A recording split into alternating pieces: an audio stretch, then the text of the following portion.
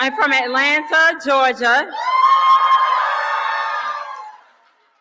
I'm a proud Navy mother, an Army wife, a woman of faith, and a Moms Demand Action volunteer.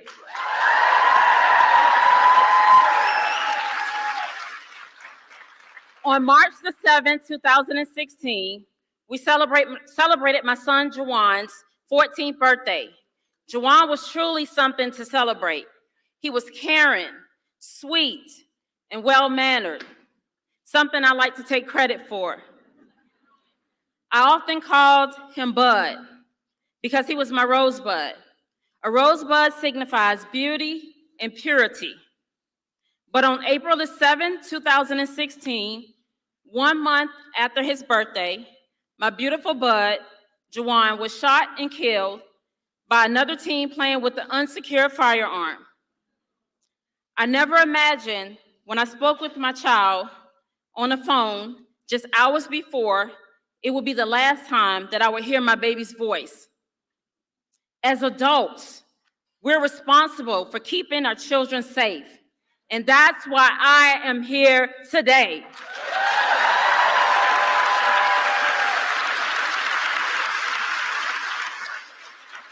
No parent should ever have to get the phone call that their child has been shot and killed. No young person should ever have to grow in fear of being shot and killed. None of us deserve to live like this.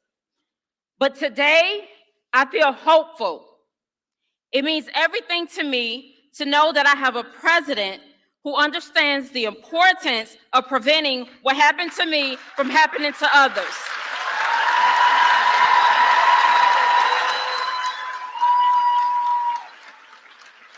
His leadership on gun safety honors Juwan and the countless people who have been taken by senseless gun violence in this country. We last shared a stage together at an Everytown forum in 2019. And I can say today, standing here right now, he stood true to his word on the urgency of creating a safer future for families like mine and yours, and all across the country. And his lifelong dedication to a safer America means that together we are working to protect our families and communities from preventable pain and tragedy. I am proud to stand with him, and it's now my greatest honor to introduce him. Ladies and gentlemen, the President of the United States, Joe Biden.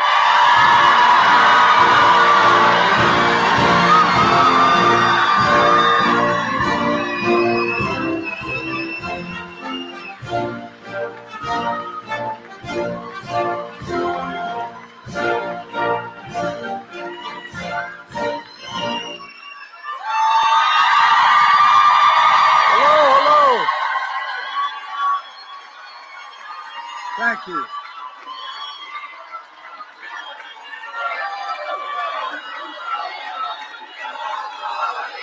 Thank you, thank you. Thank you. Thank you. Please have a seat. Giovanni, I know from experience it takes extraordinary courage for you to stand up here and retell your son's story. Many of you who have lost someone to gun violence. It's been a passion of mine for a long, long time. It's a reason way back, a long time ago, I authored the Violence Against Women Act, which no one thought made any sense at the time. I had a lot of trouble getting people to think we could make a difference. But the fact of the matter is, I remember well when you first started it with me. There's extraordinary courage. You know, through your words, you help ensure that your son and all the victims of gun violence are not forgotten. They didn't die in vain. Through your love, you help prevent the next tragedy that saves lives. And through your actions, you remember us will never let go of one thing that we must never, never lose. And I mean this. I know it's hard because I've gotten those phone calls too saying I lost a son, a daughter, a wife. I know what it's like. But guess what? Never give up on hope. Hope, hope, hope.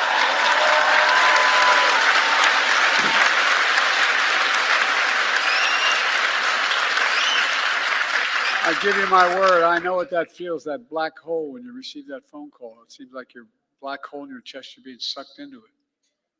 Just showing up here, all the work you've done, takes some courage because it reminds you of the moment you got that phone call.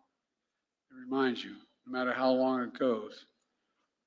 It's hard, but you're making such a difference. The main reason I'm here is to say, and I mean this from the bottom of my heart.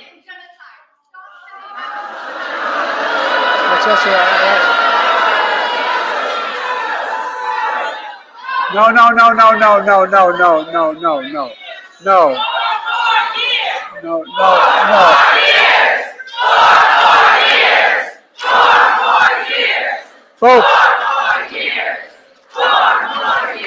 Folks, it's okay. Look, they care. Innocent children have been lost. They make a full point. Come on now. Thank you for honoring gun violence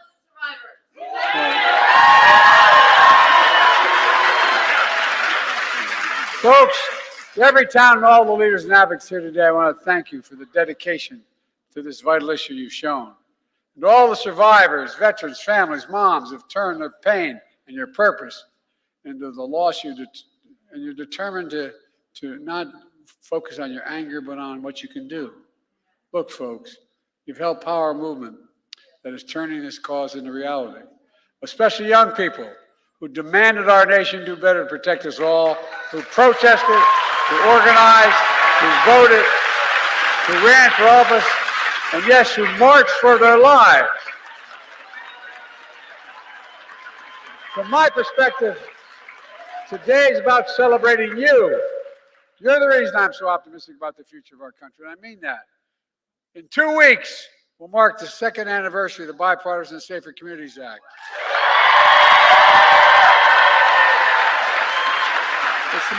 It's the most significant gun legislation in nearly 30 years. We passed it only because you went out and worked like hell to get it done. You may have the idea, but you got it made. You made it happen. It was designed to reduce gun violence and save lives, and I'm so proud of the tremendous progress we made since then. You know, the year before I came to the presidency, the murder rate was the highest increase on record. Last year, we saw the largest decrease of murder in history of murder. And those rates are continuing to fall faster than ever. Last year, we also saw one of the lowest rates of all violent crime in nearly 50 years. Murder, rape, aggravated assault, robbery, all dropped sharply, along with burglary and property crime. This matters. So much of this progress is because, and I'm not just trying to be solicitous, it's because of you. Don't underestimate what you've done. It's amazing what you've done. You've changed people's minds, your neighbors, your friends, the folks down at the restaurant, the folks at the grocery store. Through the American Rescue Plan, I was able to invest $15 billion, the largest investment ever to reduce crime. And we build on that progress with your help.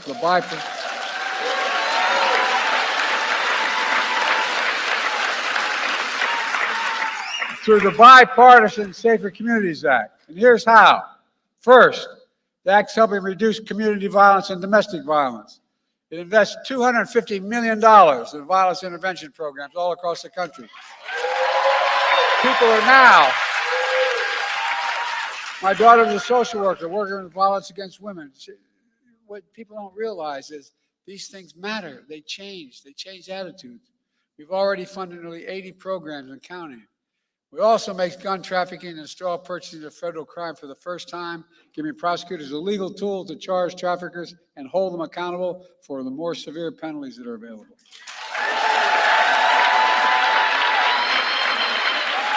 Additionally, the law strengthens background checks for anyone under the age of 21 trying to purchase a firearm.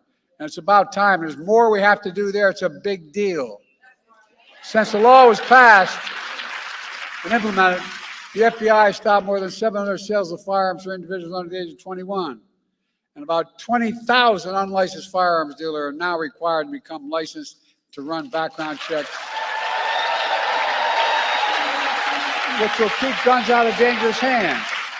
Second, the Act helps stop mass shootings, provides $750 million to to states to implement the crisis interventions, like red flag laws that temporarily remove firearms from those who are endangering themselves or others. It also gives $1.3 billion to thousands of schools across the country to build safer learning environments, including updating safety plans, installing security equipment, hiring mental health professionals and school resource officers.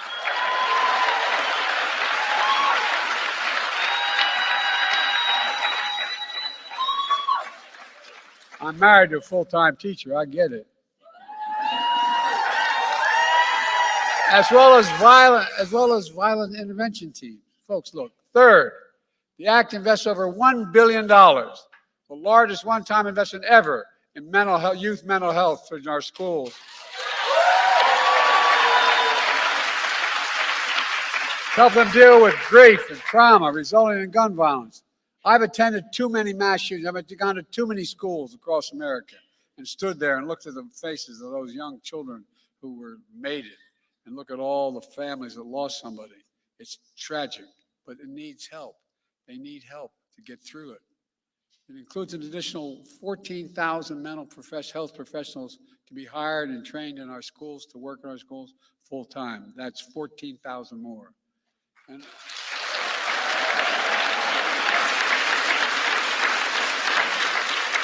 And over 170,000 Americans across the country have been trained to identify when someone is having a mental health crisis, connect them to the help they need. By the way, one of the reasons I wrote the latest veterans bill was because more veterans and more active duty personnel are dying of suicide than any combat zone. It matters. And folks, this historic law is already saving lives, but there's still so much more to do to maximize the benefits of the Bipartisan Safer Communities Act. That's why last September, I established the first ever White House Office of Gun Violence Prevention.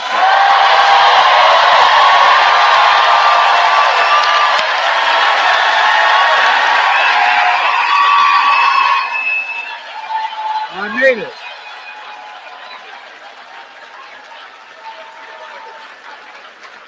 We got first-rate professionals there and overseen by my incredible vice president.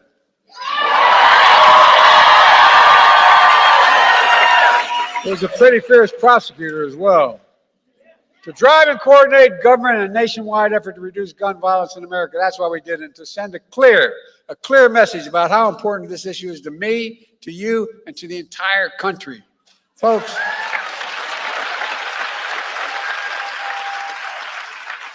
you're changing the nation. You really are. You're changing the nation. It builds upon the dozen of executive actions my administration has taken to reduce gun violence, more than any of my predecessors, and I suspect more than all of them combined. Everything from cracking down on ghost guns, gun trafficking, so much more. Folks, we're not stopping there. It's time, once again, to do what I did when I was a senator.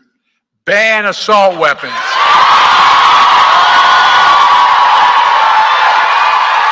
I mean it.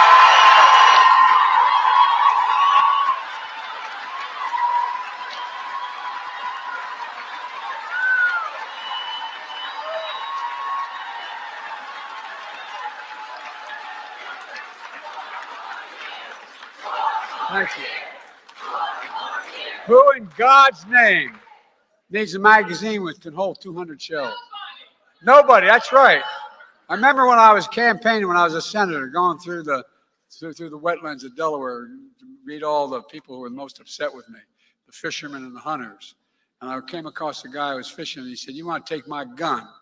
And I looked at him, I said, "Yeah, I don't want to take your gun. You're allowed to have a gun, but I want to take away your ability to use an assault weapon." And this is how the conversation went. He said, "What do you mean I need that to hunt?" I said, "Guess what?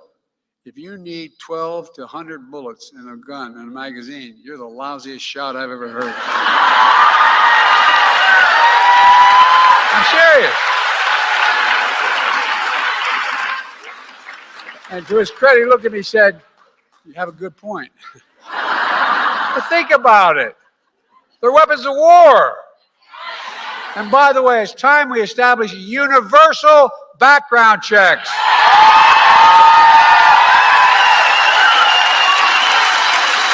by the way, and require the safe storage of firearms. We should hold families responsible if they don't provide those locks on those guns. If in fact, because 3 of these major crime scenes I've visited were ones where the mother or father left open, left stuff out on the desk, left it out on the table, and the kid came and used it. And by the way, this is most important. The only industry in America that has immunity are gun dealers. We got to end it. End it now. No, I mean it.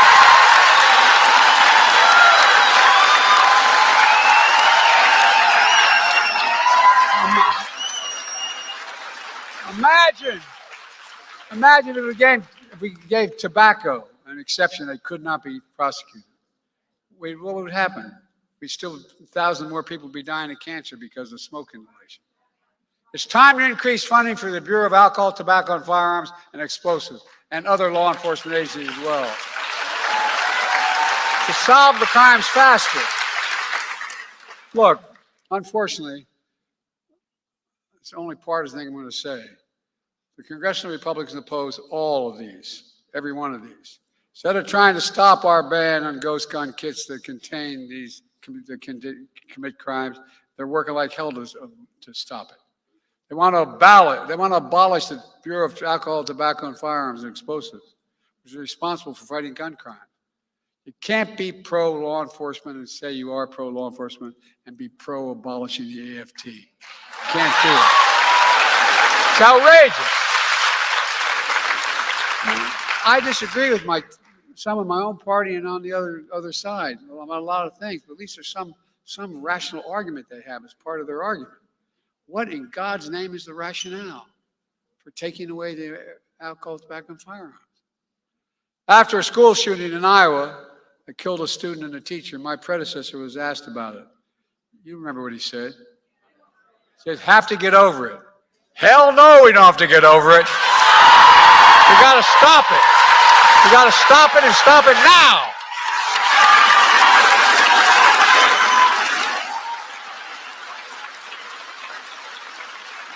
More children are killed in America by guns than cancer and car accidents combined. My predecessor told the NRA convention recently, he's proud that, quote, I did nothing on guns when I was president. And by doing nothing, he made the situation considerably worse. That's why Everytown, why this summit, why all of you here today are so damn important. We need you. We need you to overcome the unrelenting opposition of the gun lobby, gun manufacturers, so many politicians when they oppose common sense gun legislation. I used to be when I was no longer the vice president, I became a professor at the University of Pennsylvania. Before that, I taught a constitutional law class, and so I taught the Second Amendment. There's never been a time that says you can own anything you want. Never. You couldn't own a cannon during the Civil War. No, I'm serious. Think about it. How many times have you heard this phrase? The blood of liberty. Wash of those. Give me a break. No, I mean it. Seriously. And by the way, if they want to think to take on government if we get out of line, which they're talking again about, well, guess what? They need F-15s. They don't need a rifle. Folks, look, this is crazy what we're talking about. Because whether we're Democrats or Republicans, we want our families to be safe. We all want to drop them off at a house of worship, a mall, a movie theater, a school, without worrying it's the last time I'm going to get to see them. We all want. We all want our kids to have the freedom to learn how to read and write in schools instead of learn how to duck and cover, for God's sake. And above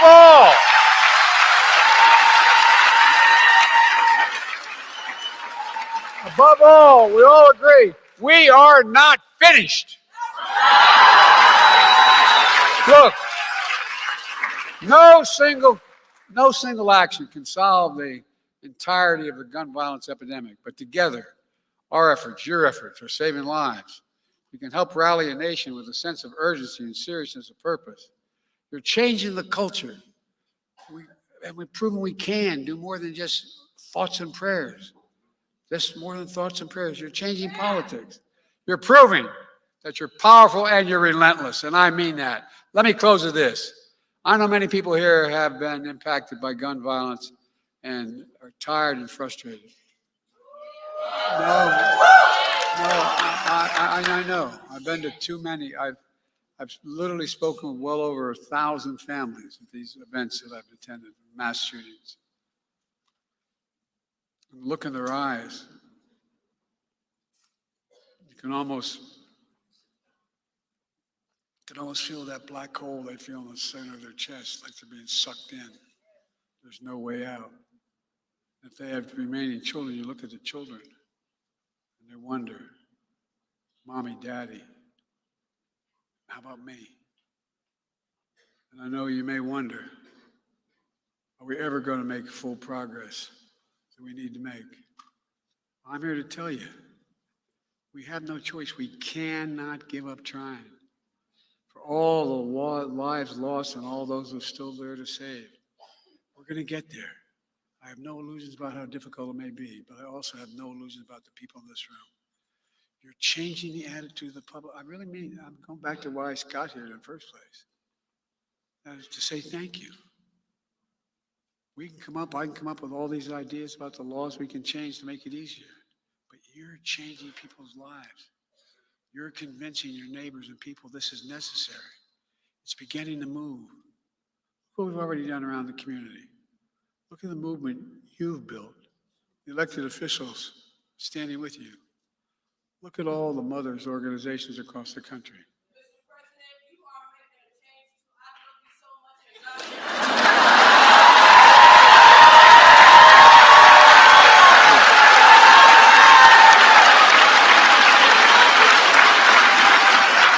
much. Look, when there's a crisis, half what people affected by a crisis have to know is anybody listening? Do you hear me? Do they hear what we're saying? Listen to the young people who are speaking out. That's the power of the memory of your loved ones. That's the power of this movement. That's the power of America. We just have to keep going and keep the faith. Remember who we are. We are the United States of America, and there's nothing beyond our capacity when we act and do it together. So God bless you all, and may God protect your truth. Thank you, thank you, thank you. Keep it up.